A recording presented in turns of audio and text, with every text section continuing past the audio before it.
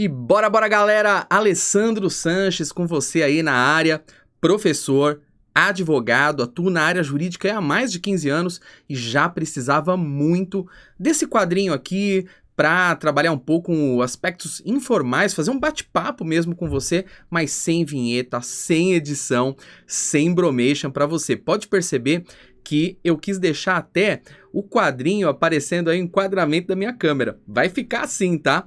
E olha, a minha ideia aqui é fazer mesmo uma análise sobre as diversas situações, as coisas que acontecem no nosso dia a dia, e muitas delas são tabus, tá? Se você gostar, por favor, mais do que deixar o like, coloca uma sugestão. Eu não sei nem qual é o nome desse quadro ainda.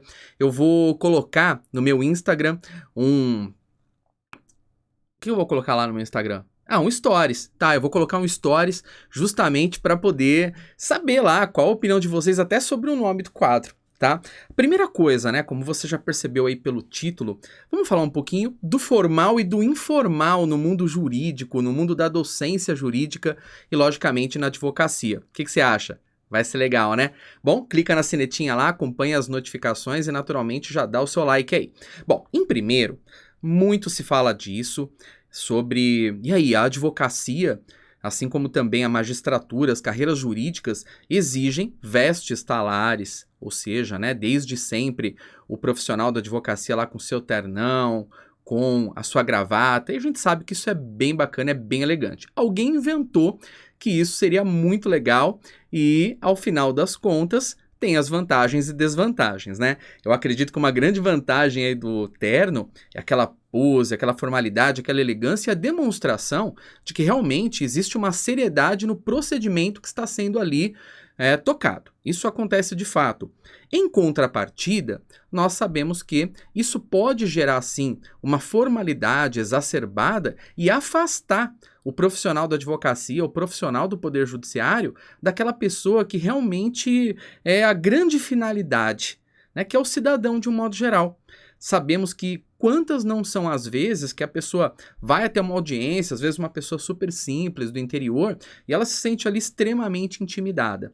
Então é lógico que nós teremos as vantagens e nós teremos as desvantagens, e é exatamente isso que eu vou falar para você. Roda a vinheta! Não tem vinheta, né, gente? É claro que era só uma conversinha assim meio singela. Bom, vamos lá. A ideia é a seguinte.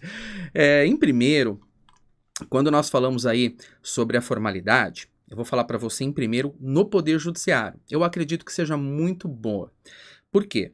Porque dá a ideia exata, não somente para as próprias pessoas, para os cidadãos, mas para os próprios profissionais de direito ou de advocacia, de que estamos diante de algo extremamente sério, em que se está resolvendo questões muito importantes da vida das pessoas, está mudando ali, se está mudando a vida de uma determinada pessoa.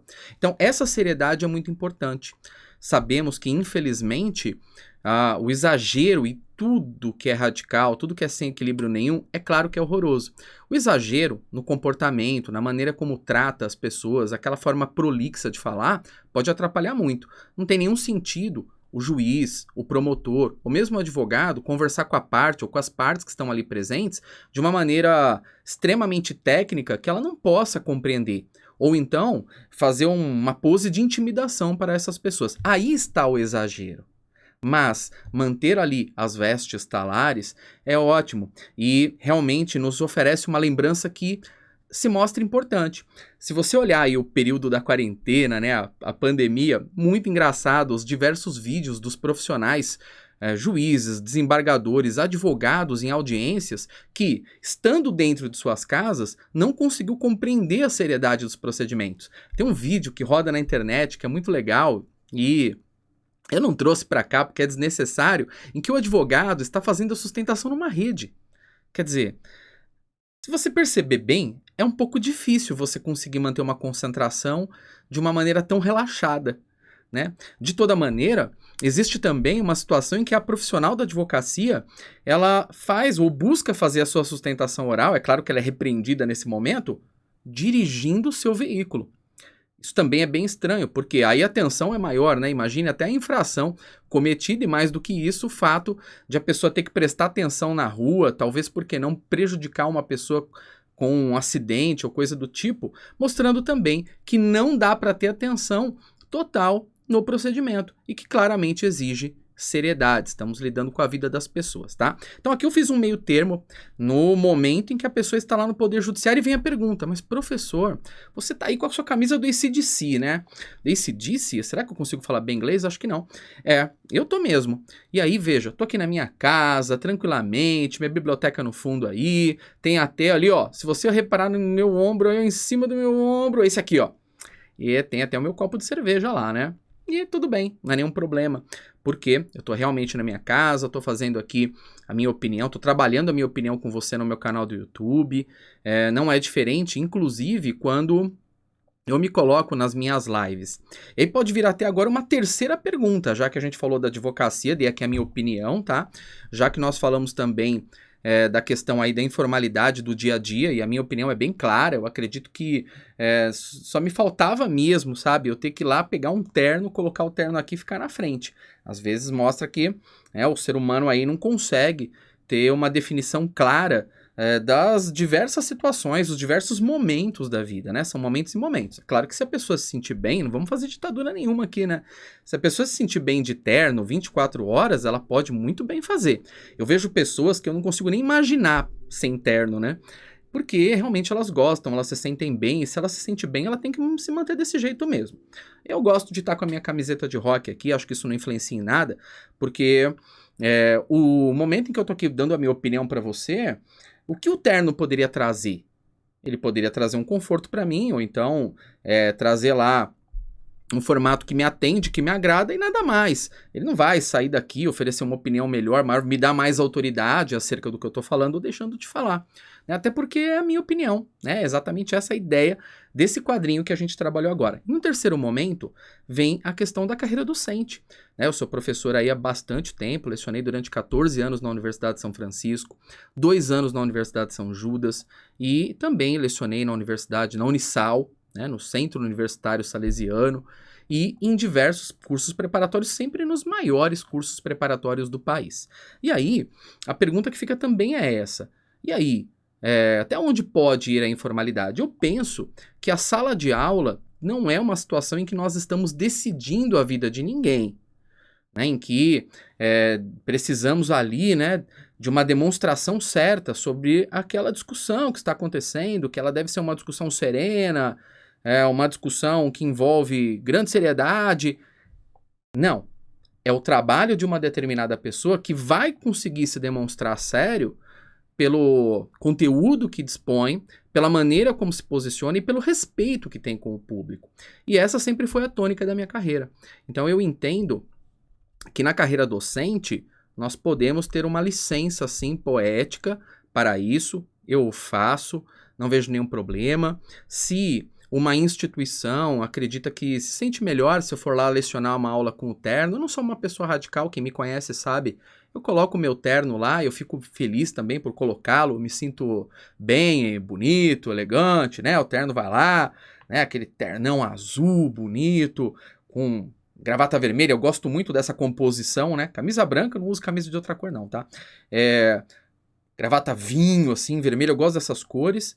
E aí o terno eu não sei não, mas eu sempre gosto do preto ou do azul, né? É assim que eu funciono. E tudo bem, eu vou lá, coloco o terno. Se eu perceber que realmente o cenário ele envolve uma discussão que pode gerar uma grande formalidade, uma polêmica, e existe essa necessidade, por que não? Vamos lá, eu coloco o terno sem nenhuma dúvida. Agora, qual é o ponto central, já que eu trouxe 3 situações? A da advocacia, os procedimentos do cartório, em que eu acredito mesmo que é importante ter lá uma formalidade, a profissão exige isso, a situação exige isso, né? É uma posição de muito maior complexidade, estar ali no olho do furacão decidindo, que é isso para o juiz, para o promotor, o advogado ali trabalhando, do que propriamente a aula, em que eu acredito que até a aula, se a postura ela é bem colocada, o respeito é mantido e o conteúdo é bem trabalhado, é bem integrado, até o fato da veste, da roupa ser um pouco mais informal pode trazer uma relação de maior proximidade e pode destravar muita coisa. Então eu acredito bem nisso. Fora o fato, né, de que passou aí desses cenários, aí você que sabe como é que você vai querer se posicionar, se vai querer ser de camiseta e tal. Bom, a verdade é a seguinte, a minha opinião, ela se conclui de 3 maneiras muito claras, já que nós estamos tratando 3 assuntos. Se sinta bem, em primeiro lugar. 2, em sala de aula, o respeito está no conteúdo. O respeito está na relação, na maneira de lidarmos um com o outro, entendendo, compreendendo as diferenças, principalmente, e lembrando que existe uma posição de respeito por aquele que está lecionando, é claro. Isso existe, é necessário.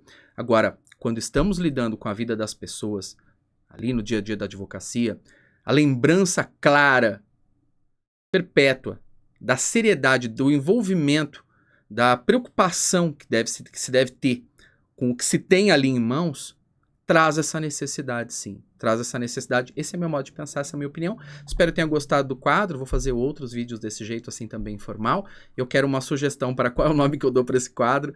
E quero saber o que você acha. Quero saber a sua opinião também, porque pode ser que o que eu tô falando não agrade, né? Ou agrade. Aí é contigo. Tá bom? Valeu. Muito obrigado.